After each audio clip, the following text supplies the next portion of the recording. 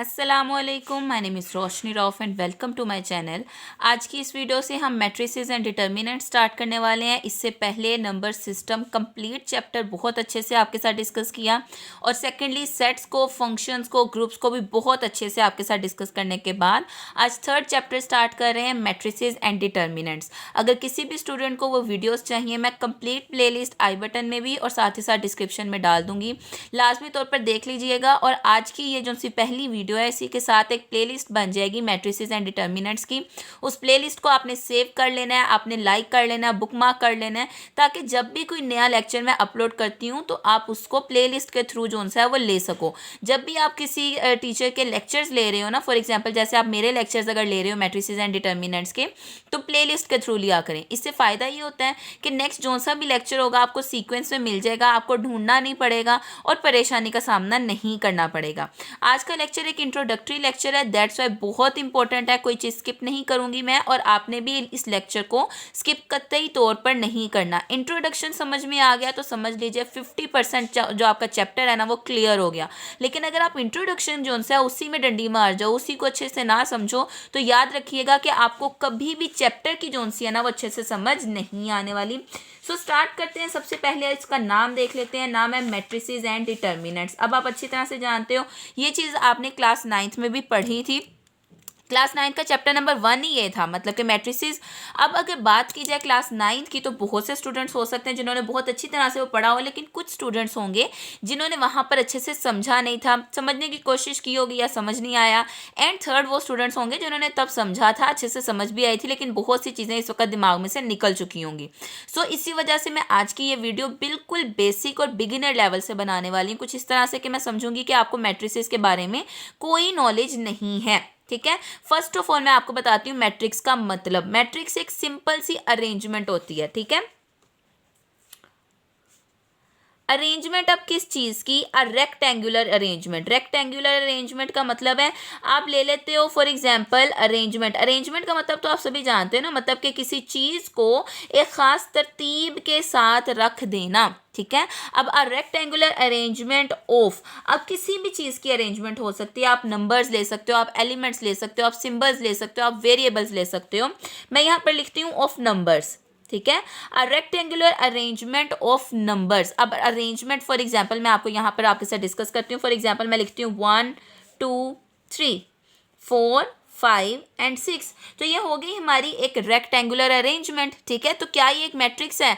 नहीं, ये अभी तक मैट्रिक्स नहीं है। A rectangular arrangement of numbers enclosed in square brackets, enclosed in square brackets is known as a matrix. एक ऐसी अरेंजमेंट जो स्क्वायर ब्रैकेट्स के अंदर बंद कर दी जाए, कुछ इस तरह से, इसको हम बोलेंगे एक अदद मैट्रिक्स। ठीक है, एंड इट इज डिनोटेड, मतलब कि जब भी आप मैट्रिक्स को डिनोट करते हो, आप हमेशा मैट्रिक्स को एक कैपिटल लेटर से डिनोट करोगे। कैपिटल मतलब कि बड़ी ABC। ठीक हो गया, कैपिटल लेटर। कभी भी आप एक मैट्रिक्स को एक स्मॉल लेटर से रिप्रेजेंट नहीं कर सकते। फॉर एग्जाम्पल यहाँ पर मैं इसको रिप्रेजेंट करने के लिए लिख देती हूँ कैपिटल A। ठीक हो गया, अब पूरे मैट्रिक्स को रिप्रेजेंट करने के लिए कैपिटल A यूज होगा। इसके अंदर ये जो से नंबर्स मौजूद हैं, ये जो एलिमेंट्स मौजूद हैं, इसको आप मेंबर्स ऑफ मैट्रिक्स भी बोल सकते हो। ठीक है, क्या बोल सकते हैं हम इसको? Members of matrix. आप इसको एलिमेंट्स ऑफ मैट्रिक्स भी बोल सकते हो, इससे कोई फर्क नहीं पड़ने वाला। तो आप बोलोगे matrix, members of matrix are denoted, क्योंकि अब हमने पूरा मैट्रिक्स बोला कैपिटल लेटर से रिप्रेजेंट होता है, तो मेंबर्स को हम स्मॉल लेटर से रिप्रेजेंट करते हैं। ठीक है, मेंबर्स को किससे रिप्रेजेंट किया जाएगा? स्मॉल लेटर से। अब किस तरह से रिप्रेजेंट किया जाएगा ये मैं अभी आपको थोड़ी देर में बताती हूँ। फॉर एग्जाम्पल मेरे पास अब एक मैट्रिक्स है जिसको मैं लिख लेती हूँ A इज इक्वल्स टू 1 2 3, जो मैंने ऊपर लिया था वही मैं नीचे ले रही हूँ, 4 5 एंड 6। जरा गौर से देखिएगा, इस मैट्रिक्स के दो पार्ट्स हैं। ठीक है, इस मैट्रिक्स के अंदर दो हिस्से हैं, एक है रोज और दूसरे हैं कॉलम्स। हमेशा याद आपने रखना है, ये जो सी हमारे पास हॉरिजॉन्टल लाइंस होती हैं ये इसकी रोज हैं। ठीक है, ये क्या है? इसकी रोज। सो इसके अंदर रोज कितनी हो गई मेरे पास? ये है मेरे पास R1, ये है मेरे पास R2, मतलब कि इसके अंदर रोज मेरे पास कितनी है? 2 रोज हैं। कॉलम्स की बात करें तो कॉलम्स होती हैं वर्टिकल, 1 2 एंड 3। तो मेरे पास कॉलम्स कितने हो गए? मेरे पास टोटल कॉलम है 3, मतलब कि C1 C2 एंड C3। ठीक है, हमेशा याद रखिएगा मैट्रिक्स कॉम्बिनेशन होता है कॉलम्स एंड रोज का। अब हम स्टार्ट करते हैं। फॉर एग्जांपल अगर मैं यहाँ पर एक और चीज़, एक और कॉन्सेप्ट आपके साथ डिस्कस करूँ, मतलब कि वो है हमारा ऑर्डर ऑफ अ मैट्रिक्स। अब तो आपको बहुत सी चीज़ें जो सी है ना वो रिमाइंड होना स्टार्ट हो गई होंगी। ऑर्डर ऑफ अ मैट्रिक्स का मतलब क्या होता है? ऑर्डर ऑफ अ मैट्रिक्स का मतलब है कि एक मैट्रिक्स के अंदर कितने नंबर ऑफ रोज और कितने नंबर ऑफ कॉलम्स मौजूद हैं। फॉर एग्जाम्पल अगर मैं इसी मैट्रिक्स की एग्जाम्पल ले लेती हूँ तो मैं अच्छी तरह से जानती हूँ इसके अंदर 2 रोज हैं और 3 कॉलम्स हैं। सो मैं क्या लिखूंगी? मैं लिखूंगी 2 क्रॉस 3। ये मेरे पास ऑर्डर ऑफ ए, ठीक हो गया। ऑर्डर ऑफ मैट्रिक्स में ए का मैट्रिक्स 2 क्रॉस 3 है। इसी को लिखने का एक दूसरा तरीका होगा 2/3। आप इसको 2 क्रॉस 3 लिखो, आप इसको 2/3 लिखो, एक ही बात है। 2 मल्टीप्लाई बाय 3 जो स्टूडेंट्स बोलते हैं वो गलत है, वो मल्टीप्लीकेशन नहीं है, उसको आप क्रॉस बोलते हो। ठीक हो गया। एक और एग्जाम्पल कर लेते हैं ऑर्डर निकालने के लिए, ताकि हमारा ये कॉन्सेप्ट यहीं पर क्लियर हो और हम नेक्स्ट जो है वो मूव कर सकें। फॉर एग्जाम्पल मेरे पास लिखा हुआ है 1 एंड 2। अब अगर मैं आपको बोलती हूँ इसका जो सा ऑर्डर फाइंड आउट करो, वेरी गुड, आपने बहुत अच्छा, मुझे उम्मीद है कि बहुत से स्टूडेंट्स ने बहुत ठीक बोला होगा। फर्स्ट रो हमारे पास ये है, सेकंड रो हमारे पास ये है। इसका मतलब है इसके अंदर हमारे पास टोटल रोज कितनी है? 2। तो मैं इधर लिखती हूँ 2 बाय, अब बाय में क्या आएगा? कॉलम, कॉलम क्या है? 1। सो ऑर्डर क्या हुआ? 2/1। ठीक हो गया। अब यहाँ पर एक और चीज़ आपके साथ जो डिस्कस करने वाली है वो ये है कि एक जनरल रिप्रेजेंटेशन, मतलब कि अगर हम कहें कि हमने एलिमेंट्स नहीं लिखे बट एक जनरल रिप्रेजेंटेशन एक मैट्रिक्स की क्या हो सकती है। नेक्स्ट पेज पे चलते हैं। जनरल रिप्रेजेंटेशन अगर मैं फॉर एग्जांपल करूँ, इधर लिख भी देती हूँ मैं, जनरल रिप्रेजेंटेशन। अब एक जनरल रिप्रेजेंटेशन होगी ए, ठीक है। अब इसके अंदर मैं कोई एलिमेंट्स नहीं डालने वाली, जस्ट इसको हम थोड़ा सा एक्सप्लेन करते हैं। देखें मेरे पास फर्स्ट वैल्यू ए, आई और जे। ए, आई, जे में आई का मतलब मैं आपको समझा देती हूँ। आई का मतलब होता है हमारे पास, इसको यहाँ पर क्लोज करते हैं। आई का मतलब हमेशा आपके पास होगा रो एंड जे का मतलब हमेशा आपके पास होगा कॉलम। आई का मतलब क्या है? रो एंड जे का मतलब क्या है? आपके पास कॉलम। ठीक है। फॉर एग्जाम्पल अगर मैं इसी मैट्रिक्स को बोलूं कि ये एक 2/2 का मैट्रिक्स है, ऑर्डर क्या है इसका? 2/2, एलिमेंट्स में क्या है? ए, आई, जे। सो इसको मैं किस तरह से रिप्रेजेंट कर सकती हूँ? अब ये आप देखिएगा, ये देखें A इज इक्वल्स टू, अब ए, आई, जे का मतलब है A11, ठीक है, फर्स्ट रो फर्स्ट कॉलम। उसके बाद आ गया हमारे पास A12, first row second column. उसके बाद आ गया हमारे पास A21, second row first column and A22, second row second column. दोबारा से रिपीट करती हूँ। फॉर एग्जाम्पल मैं यहाँ पर लिख दूँ A11, तो आपको ये बात याद रखनी है ये किसके इक्वल था? ये हमारी चीज़ होगी A, आई, जे के इक्वल। आई किसको रिप्रेजेंट कर रही है? आई रो को रिप्रेजेंट करती है, दैट्स वाई ये 1 जो है ना ये रोज के लिए है। ठीक हो गया, मतलब कि फर्स्ट रो है ये। और ये 1 किसको रिप्रेजेंट करेगा? जे किसको रिप्रेजेंट कर रहा था? कॉलम को। सो ये किसको रिप्रेजेंट करेगा? कॉलम को। सो इस वजह से 1 1 मतलब फर्स्ट रो फर्स्ट कॉलम, 1 2 मतलब कि फर्स्ट रो बट कॉलम कौन सा है? सेकंड है। आप देख सकते हो ये फर्स्ट हमारे पास कॉलम है, ये सेकंड कॉलम है, ये फर्स्ट रो है और ये सेकंड रो है।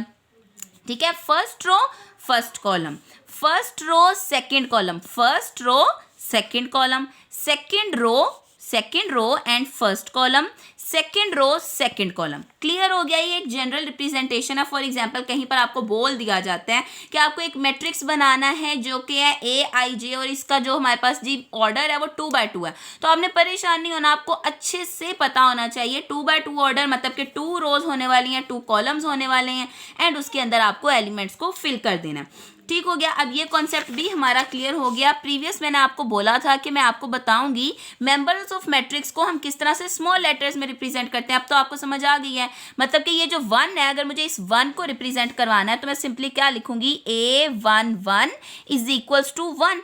ठीक है, इसी तरह अगर मुझे इस 2 को रिप्रेजेंट करवाना है, आप देख सकते हो फर्स्ट रो है और सेकंड कॉलम है, तो मैं लिखूंगी A12 इज इक्वल्स टू 2। ठीक हो गया। स्मॉल लेटर्स यूज किए जाते हैं रिप्रेजेंट करवाने के लिए members of a matrix. Very good, हो गया, यहाँ तक तो हमारा क्लियर है। अब नेक्स्ट देखते हैं हमारे पास नेक्स्ट कॉन्सेप्ट क्या आने वाला है। ऑर्डर ऑफ मैट्रिक्स तक आपको मैं उम्मीद करती हूँ कि बहुत अच्छे से समझ में आ गया होगा।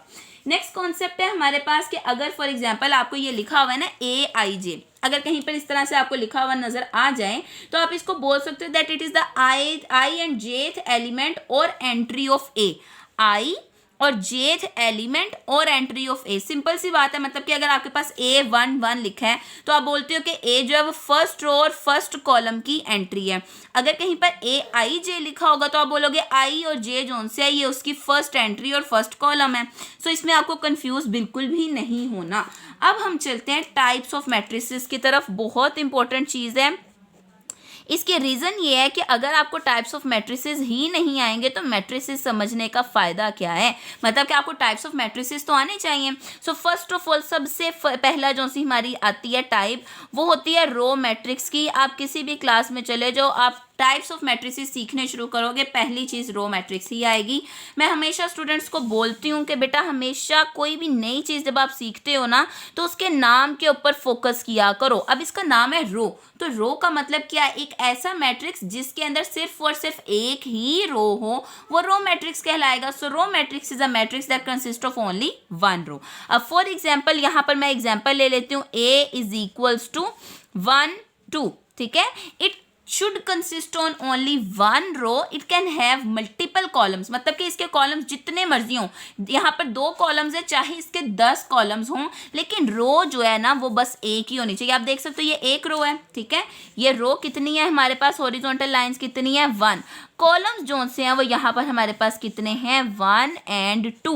दैट्स वाई हम इसको क्या बोलते हैं कि ये एक रो मैट्रिक्स है।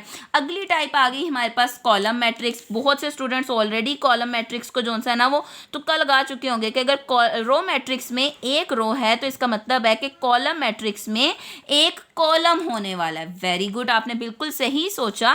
सो एक ऐसा मैट्रिक्स जो कंसिस्ट करता है सिर्फ और सिर्फ एक कॉलम के ऊपर, उसको हम बोल देंगे कॉलम मैट्रिक्स। अब कॉलम मैट्रिक्स में रोज मल्टीपल हो सकती हैं बट कॉलम एक ही होना चाहिए। कॉलम का मतलब होता है हमारे पास वर्टिकल लाइन। सो यहाँ पर 1 और 2 ये हो गया हमारा एक कॉलम और 2 रोज। सो इसको हमने बोल दिया है कॉलम मैट्रिक्स। नेक्स्ट जो मैट्रिक्स हम करने वाले हैं वो है रेक्टेंगुलर मैट्रिक्स, ठीक है। रेक्टेंगुलर मैट्रिक्स में आपको जो नाम है ना उसको ऊपर फोकस करना चाहिए, रेक्ट एंगल, ठीक है। रेक्ट एंगुलर का फॉर एग्जांपल अगर मैं वर्ड कहूँ तो निकला कहाँ से, रेक्ट एंगल से निकला है। अब आप रेक्ट एंगल जानते हो कि एक फिगर को बोला जाता है और ये एक ऐसी फिगर होती है जिसके अंदर हमारी जो सी विड्थ और लेंथ है ना वो कभी भी इक्वल नहीं होती। एक ऐसी फिगर जिसकी विड्थ और लेंथ इक्वल ना आए उसको हम रेक्टेंगुलर मैट्रिक्स बोलते हैं, ठीक है। अब हम देख लेते हैं, हम कहते हैं एक ऐसा मैट्रिक्स जिसमें नंबर ऑफ रोज और नंबर ऑफ कॉलम्स कभी भी इक्वल नहीं आते। Number of rows can never be equal to number of columns. आप इसकी पिक्चर से, इसके डायग्राम से अपने दिमाग में एक जो है ना कॉन्सेप्ट बिठा सकते हो कि अगर रोज रेक्टेंगुलर है इसका मतलब है रेक्टेंगल तो एक ऐसी चीज थी ना जिसका लेंथ और विड्थ इक्वल नहीं थी। सो यहाँ पर नंबर ऑफ रोज और नंबर ऑफ कॉलम्स कभी भी इक्वल नहीं आएंगे। फॉर एग्जाम्पल मैं यहाँ पर एक एग्जाम्पल ले लेती हूँ। मेरे पास है 1 2 3 4 5 6। आप देख सकते हो कि इसकी नंबर ऑफ रोज कितनी है, नंबर ऑफ रोज तो सिर्फ और सिर्फ 2 है और नंबर ऑफ कॉलम्स जो है वो 3 है। इसका मतलब है ये 2/3, इसका मतलब ये हो गया कि ये एक रेक्टेंगुलर मैट्रिक्स है। इसकी रोज इसके कॉलम्स के इक्वल नहीं आई। इसी तरह से एक और एग्जाम्पल ले लेते हैं। फॉर एग्जाम्पल कुछ इस तरह से 1 2 3 4 5 and 6। अब इसकी हमारे पास नंबर ऑफ रोज 3 है और नंबर ऑफ कॉलम्स 2 हैं। Again number of rose number of columns के इक्वल नहीं है, दैट्स वाई ये एक रेक्टेंगुलर मैट्रिक्स है। नंबर 4 पे जो मैट्रिक्स हम करने जा रहे हैं ये मोस्ट इंपॉर्टेंट मैट्रिक्स है क्योंकि इसी मैट्रिक्स से फर्दर बहुत सी टाइप्स ऑफ मैट्रिसेस जो है वो बनती हैं। सो अच्छी तरह से समझ लीजिएगा। नाम आप देख सकते हो स्क्वायर, और आप स्क्वायर जानते हो एक ऐसी पिक्चर को बोला जाता है जिसकी लेंथ और उसकी विड्थ हमेशा इक्वल होती है। मैं कोशिश कर रही हूँ कि इक्वली बन जाए, ऑलमोस्ट इक्वली है, ठीक है। एक ऐसी पिक्चर, एक ऐसी डायग्राम जिसकी लेंथ और विड्थ इक्वल हो उसको स्क्वायर मैट्रिक्स बोला जाता है। तो आप बहुत अच्छे से अभी तक समझ चुके होंगे एक ऐसा मैट्रिक्स जिसकी नंबर ऑफ रोज उसके नंबर ऑफ कॉलम्स के इक्वल आ जाते हैं उसको हम बोलते हैं कि ये एक स्क्वायर मैट्रिक्स है। फॉर एग्जाम्पल मैं यहाँ पर एक एग्जाम्पल ले लेती हूँ। A is equals to 1 2 3 4। अब अगर मैं इसका निकालूं ऑर्डर तो इसका ऑर्डर है 2/2। 2 ही रोज हैं और 2 ही कॉलम्स है, दैट्स वाई ये एक स्क्वायर मैट्रिक्स है। क्लियर हो गया। अब स्क्वायर मैट्रिक्स से फर्दर जितने भी हम मैट्रिक्स करेंगे थोड़े से टेक्निकल हैं, बट अगर आप याद रखो तो आपको अच्छे से याद रहेगा। स्क्वायर मैट्रिक्स से ही बनने वाला एक मैट्रिक्स होता है डायगोनल मैट्रिक्स। ठीक है। अब डायगोनल के नाम से आपको याद रहना चाहिए कि ये एक ऐसा मैट्रिक्स है जिसमें डायगोनल जोन्स है ना, वो मोस्ट इंपॉर्टेंट पार्ट जो है वो प्ले करने वाला है।